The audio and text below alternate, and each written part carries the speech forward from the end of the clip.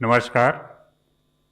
Health ministry की weekly briefing के लिए हमारे साथ हैं health secretary, DG ICMR and additional secretary from the ministry of health. तो मैं रिक्वेस्ट करूंगा कि हेल्थ सेक्रेटरी साहब अपना प्रेजेंटेशन स्टार्ट करें। नमस्कार। ये प्रेजेंटेशन दो भागों में है।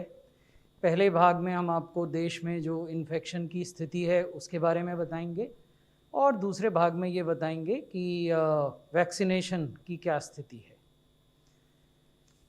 अगर मुख्य हाइलाइट्स देखें तो number of vaccine doses administered 25 lakh से अधिक हो गई हैं आज दिन 2 बजे के आंकड़ों के आधार पर। एक्टिव केसेस लगातार घट रहे हैं। इस समय 1,75,000 एक्टिव केसेस हैं कोविड-19 के देश में। ये स्थिति 7 महीने के बाद आई है और ये केसेस एक डिक्लाइनिंग ट्रेंड दिखा रहे हैं, स्टेडी एंड कॉन्टिन्यूअस डिक्लाइन। अगर प्रतिदिन होने वाली कोविड की मृत्यु की ओर दृष्टि दौड़ाएं तो ये 125 से कम हो गई हैं प्रतिदिन और ये स्थिति 8 महीने के बाद आई है। और अगर क्यूमुलेटिव पॉजिटिविटी रेट, देश में जो पॉजिटिविटी रेट है अभी तक का, उसे देखें तो वो 5.5% है और ये भी लगातार घट रहा है। प्रतिदिन का जो पॉजिटिविटी रेट है वो इससे भी कहीं कम है, उस पर हम आगे आपको बताएंगे। ये कुल केसेस हैं 1,07,00,000 और केस प्रति मिलियन अगर देखें तो 7,700 केस प्रति मिलियन हैं। एक्टिव केसेस जैसा मैंने आपको बताया 1,73,000 हो गए हैं और ये कुल केसेस के केवल 1.62% हैं। मृत्यु प्रति मिलियन 111 हैं, ये विश्व के सबसे कम मृत्यु के आंकड़ों में से हैं। और अगर टेस्ट देखें तो 19 करोड़ से ज़्यादा टेस्ट देश में हो चुके हैं। टेस्ट प्रति मिलियन 1,40,000 है। पॉजिटिविटी जैसा मैंने आपको बताया था कि क्यूमुलेटिव पॉजिटिविटी 5.5 है और जो लास्ट वीक की पॉजिटिविटी है वो 1.81 है। इसमें भी लगातार गिरावट देखी जा रही है। केस फर्टिलिटी रेट भी गिर रहा है, 1.44% है। Overall cumulative case fertility rate is only 1.44%. However, if we look at last week's case fatality rate, then it is even lower, it's 1.07. दो राज्य अभी भी ऐसे हैं जहां 40,000 या इससे ज़्यादा केसेस हैं। ये हैं केरल जहां 72,000 से ज़्यादा एक्टिव केसेस हैं और महाराष्ट्र जहां 44,000 से ज़्यादा एक्टिव केसेस हैं। जैसा हम आपको बार बार बताते हैं, एक्टिव केसेस का अर्थ है कि ये लोग या तो अस्पतालों में हैं या होम आइसोलेशन में हैं और मेडिकल केयर के अंतर्गत है।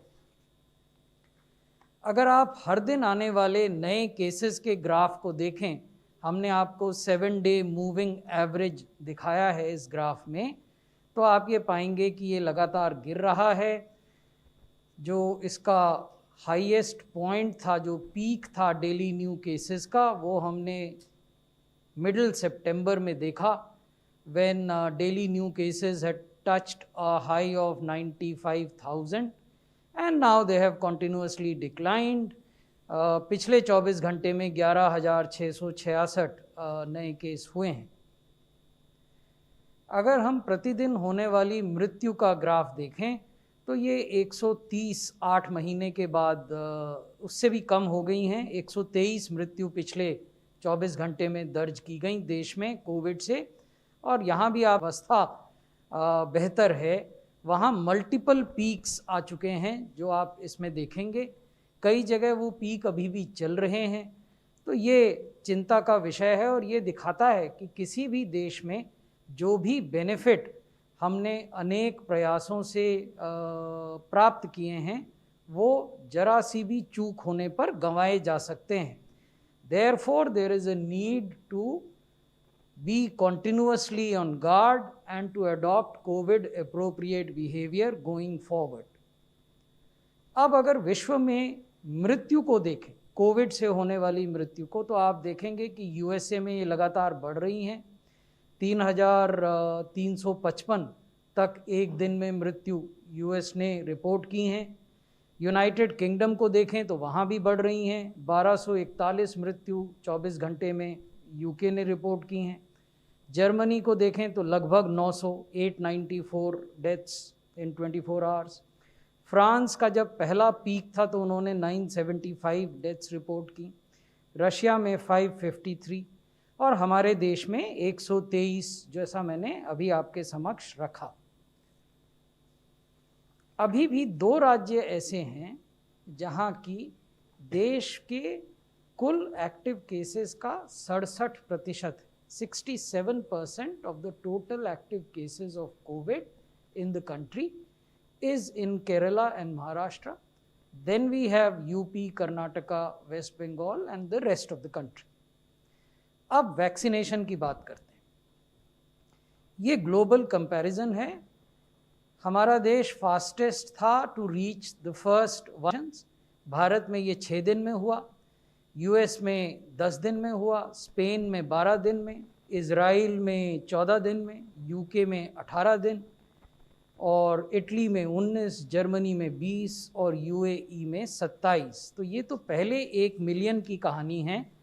अब हम आपको बताते हैं कि 26 जनवरी तक विश्व के देशों में कुल हुए वैक्सीनेशन की क्या स्थिति है। ये 26 जनवरी के आंकड़े इसलिए क्योंकि ये हमारी वेबसाइट से नहीं है, ये अवर वर्ल्ड इन डाटा एक एस्टैब्लिश्ड वेबसाइट है जो सभी देशों के आंकड़ों को प्रस्तुत करती है। ये वहाँ से लिए गए हैं। अपने देश के लेटेस्ट आंकड़े मैं आगे आपको बताऊंगा।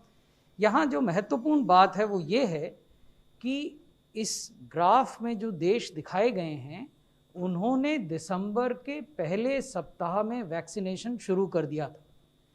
That means that most of the countries here are showing their progress of 50+ days. They have done vaccination for 50 days, whereas India on 26th of January had done vaccination only for 11 days. ये बड़ा अंतर है। हम जिन आंकड़ों की तुलना कर रहे हैं वो 50 दिनों के आंकड़े हैं कुछ देशों के मामलों में और भारत के मामले में 11 दिन के आंकड़े हैं। तो अगर इन आंकड़ों को देखें तो हम 5वें नंबर पर हैं। 26 जनवरी को थे 5वें नंबर पर। 2.03 मिलियन हमने वैक्सीनेशन 26 जनवरी तक किए थे अन्य देशों के मुकाबले में। यूएस नंबर 1 पर थे उस समय, United Kingdom number 2, Israel number 3, United Arab Emirates number 4 और उसके बाद Bharat. Germany, Italy, Turkey, Spain, France, Brazil, Russia, Mexico, ये सारे देश जिन्होंने कि दिसंबर के पहले या दूसरे हफ्ते में वैक्सीनेशन शुरू कर दिए थे, ये सब भारत से नीचे हैं। वैक्सीनेशन की उपलब्धि को देखें तो उस आधार पर ये लेटेस्ट आंकड़े हैं देश में वैक्सीनेशन की। Progress so far, these are cumulative figures of COVID-19 vaccination in the country. हमारे देश में अब तक COVID-19 वैक्सीनेशन के जो प्रोग्रेसिव आंकड़े हैं वो मैं आपके समक्ष प्रस्तुत कर रहा हूं। अब जिस समय हम आपसे बात कर रहे हैं देश में 25 लाख से ज़्यादा स्वास्थ्य कर्मी जिनको हम हेल्थ केयर वर्कर्स भी कहते हैं का वैक्सीनेशन किया जा चुका है। यहाँ मैं आपको बताना चाहता हूँ कि जब हमने वैक्सीनेशन प्रारंभ किया था और आपके साथ ये तथ्य साझा किया था, हमारा मानना ये था कि देश में एक दिन में लगभग 3000 वैक्सीनेशन सेशंस हम कर पाएंगे। तो जिस दिन ये कार्यक्रम शुरू हुआ 16 जनवरी को, उस दिन हमने 3374 वैक्सीनेशन सेशंस किए अक्रॉस द कंट्री, देश भर में, और 2 लाख से कुछ ज़्यादा लोगों का वैक्सीनेशन हुआ। 19 जनवरी को हमने ये संख्या बढ़ाई और 3800 सेशंस किए। 22 जनवरी को ये बढ़कर 6200 सेशंस हो गए।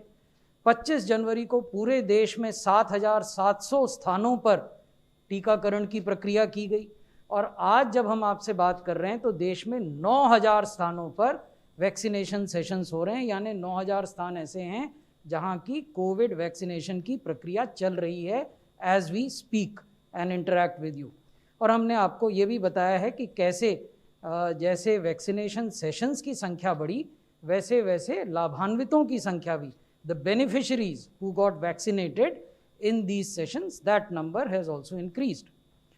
हम आपसे जब जब बात इससे पहले करते रहे हैं तो हमने आपको बताया है कि राज्य ने इतने वैक्सीनेशन सेशन शेड्यूल किए और उसकी तुलना में ये उपलब्धि प्राप्त की और ये इतने प्रतिशत उपलब्धि होती है.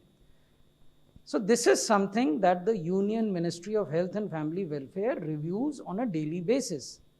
What do we review? We review the total number of vaccination sessions scheduled, the number of sessions conducted, the number of beneficiaries covered.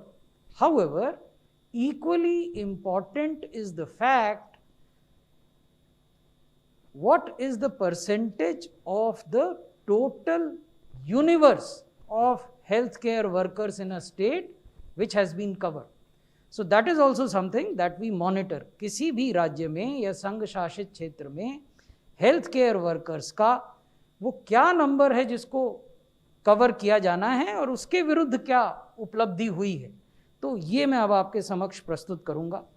ये वो राज्य हैं जिन्होंने अपने हेल्थ केयर वर्कर्स के कुल यूनिवर्स का 35% से अधिक पहले 13 दिनों में कवर कर लिया है.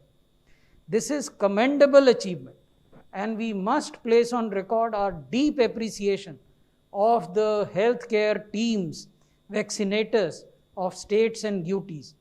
लक्षद्वीप ने अपने सारे हेल्थ केयर वर्कर्स का 83% कवर किया है. उड़ीसा नंबर 2 पर है और इसने अपने हेल्थ केयर वर्कर्स का 50% कवर किया. उड़ीसा एक बड़ा राज्य है, यहाँ हेल्थ केयर वर्कर्स की संख्या ज़्यादा है इसलिए इनका चैलेंज ज़्यादा है. उसके बनिस्बत उसके बावजूद उन्होंने 50% से ज़्यादा कवरेज किया है, ये काबिल तारीफ़ बात है. हरियाणा तीसरे नंबर पे है, इन्होंने 50% हेल्थ केयर वर्कर्स को कवर किया है पहला डोज वैक्सीनेशन देकर. अंडमान निकोबार यहाँ संख्या जरूर कम है लेकिन इन्होंने 48% किया है. राजस्थान ने 46%, त्रिपुरा ने 45%, मिज़ोरम ने 40%, तेलंगाना ने 40%, आंध्रा ने 38%, कर्नाटक ने 35% और मध्य प्रदेश ने 35%. लेकिन सब जगह स्थिति ऐसी नहीं है. कुछ राज्य ऐसे भी हैं जहां अभी भी वैक्सीनेशन को रफ्तार पकड़नी बाकी है, तो उनकी जानकारी भी हम आपके साथ साझा करना चाहेंगे. States that need to improve vaccination performance. Jharkhand ने केवल 14% किया है अपने कुल हेल्थ केयर वर्कर्स का कवरेज. दिल्ली ने 15% से कुछ ज़्यादा किया. तमिलनाडु ने भी 15% से कुछ ज़्यादा किया. उत्तराखंड ने 17% किया. छत्तीसगढ़ ने 20%, महाराष्ट्र ने 20%. ये बड़े राज्य, यहाँ हेल्थ केयर वर्कर्स की संख्या भी ज़्यादा है. हम चाहेंगे कि यहाँ भी वैसी ही उपलब्धि हो जैसी उड़ीसा में हुई, जैसी हरियाणा में हुई, जैसी मध्य प्रदेश में हुई, जैसी राजस्थान में हुई, जो हमने आपके साथ शेयर की. तो हम इन राज्यों के साथ लगातार संपर्क में हैं और विभिन्न प्रयासों को देख रहे हैं जिससे कि इस संख्या को बढ़ाया जा सके. अब जो अगली स्लाइड है उस पर मेरा अनुरोध होगा डीजी आईसीएमआर से कि वो आपसे जानकारी साझा करें. Thank you so much, sir. As we know that the concern of the UK variant strain for the last 4 weeks has been tremendous across the world. The UK variant strain is now present in 70 countries and we have identified 164 cases of the UK variant in India. This was isolated. They were found in the 3rd week of December. On the 22nd or 23rd of December, we were able to find the first case of the UK variant. Subsequently, in a week's time, we were able to collect the serum from these patients or the blood from these patients and culture the UK strain. This culture of the virus was done available in the laboratory. Now, we wanted to know whether the current vaccines are working on this UK strain or not. And we have had some international reports talking about some vaccines working, some vaccines working partially. We looked at the data of patients who were immunized with Covaxin. We took out their blood and extracted the serum and tested with the cultured virus in the laboratory. and we found that the neutralization of the UK strain was equivalent to the Indian strains that were circulating in India for the last 8 or 9 months. So this is a very reassuring news for us that the UK variant can be tackled by this vaccine, and although we are seeing more variants occurring in the world, at present in India this is the only variant that we have been able to isolate at the moment. Thank you. Thank you very much, sir. Friends, if there is any question, we can take your questions. 21.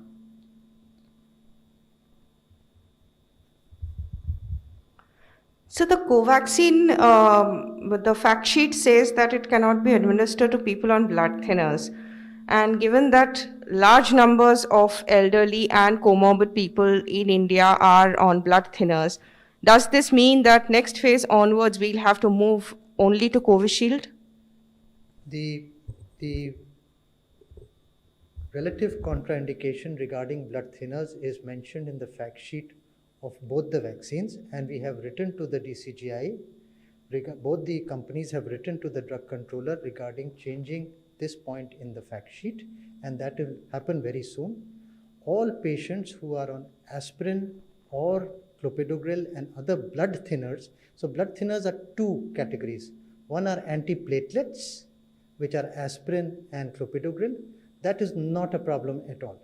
The second one is anticoagulants, which are given like heparin or newer oral anticoagulants. Those patients, their tendency to bleed is much higher, and the only worry is that there can be a local hematoma or a local swelling can occur where the injection site is. Therefore, it is a very relative contraindication, and the anticoagulant can be stopped for 1 or 2 days prior to giving for those who are on anticoagulants. But blood thinners like aspirin and clopidogrel, there is no contraindication, and that will be corrected and rectified in the fact sheet very soon, as soon as the drug controller gives permission for the same. 19. Sir, is there any timeline that we could get on when the general public, the procedures for them, their listings for the vaccinations will begin? And also, Kiran Mazumdar-Shaw, the head of Biocon, has today tweeted out saying that we need to vaccinate at least 20 lakh people per day, and that will happen only when we start roping in the private sector in a big capacity. So are you looking at those public-private partnerships as well at this point of time for vaccinating the general public? Not only Ms. Kiran Mazumdar-Shaw, but we engage with all stakeholders in the private sector. Specifically, Ms. Shaw, I have engaged with her. We have got inputs from her, and we are actively examining those inputs. Sir, there is one online question. How is the ministry dealing with vaccine wastage across the country? When we started the program, we had factored in a 10% wastage while administering it across the country, and we have issued very detailed guidelines to the states and UTs how to avoid wastage of vaccine. We have made our digital platform more flexible, and we have permitted that apart from the scheduled 100 people, you can, that is the person who's handling the vaccination session at a particular site, he or she can add additional people as long as they are part of the database. This has been done to ensure that there is lesser wastage. Going ahead, we would also be sharing the data of wastage as we analyze it. Number 10. So my question is on Lakshadweep. What exactly is happening there? Because we have reports of a growing number of cases and pressure on the hospitals there. So how many active cases are we looking at a small island like Lakshadweep, and what is the government doing currently to monitor? Lakshadweep, as you know, till 3 weeks ago was free from COVID. So that is fact number 1. Fact number 2, the one positive case in Lakshadweep came from Kochi on a ship, and then it spread to the close contacts of this positive person. 23 close contacts were identified by the local administration. All of them were tested. 14 were found positive. So this positive person, the original patient, and the 14 persons in close contact who were found positive have all been physically isolated, and it has not spread further. I would like to repeat, it has not spread further. So there is no cause for worry as far as Lakshadweep is concerned. Last question, 13.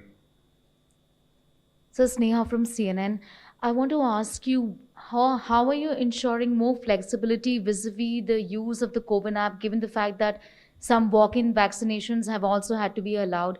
What are the other ways that you're looking at to make this process of getting vaccinated more simpler? You see, walk-in is a very loose kind of term. It does not imply what is happening. Walk-in gives the impression that anyone can walk in to a place where vaccination is happening, and such walk-in people will be vaccinated. This is not what is happening. There is a defined universe or a database which needs to be saturated by administering 2 doses. And that database or universe has been pre-populated onto the CoWIN digital platform. So the first flexibility, as I just said, is that apart from the original scheduled 100 people, suppose only 80 or 50 or 60 turn up, and you have vaccine and you want to vaccinate more people, and there are people willing to be vaccinated who are part of the database, so they can be added. This is first flexibility. The second flexibility is that if a state on a particular day want to increase the total number of scheduled sessions, say from 100 or 300 to 500 or 600, that flexibility has also been given. The third important thing that has been ensured is that in bigger hospitals which serve as vaccination centers, if they want to operate multiple vaccine sessions simultaneously, say for example AIIMS New Delhi, if they want to run 3 vaccination centers simultaneously, they can. So the digital platform provides for it. So these are the various flexibilities that we have provided. We have also ensured that 2 certificates will be given to each beneficiary. One is a provisional certificate which certifies that the first dose has been given. This is also digital and QR code based. Second is the final certificate which says that both the doses have been given. That is also digital and QR code based, and both can be stored either in the mobile or in the DigiLocker. Thank you very much, sir.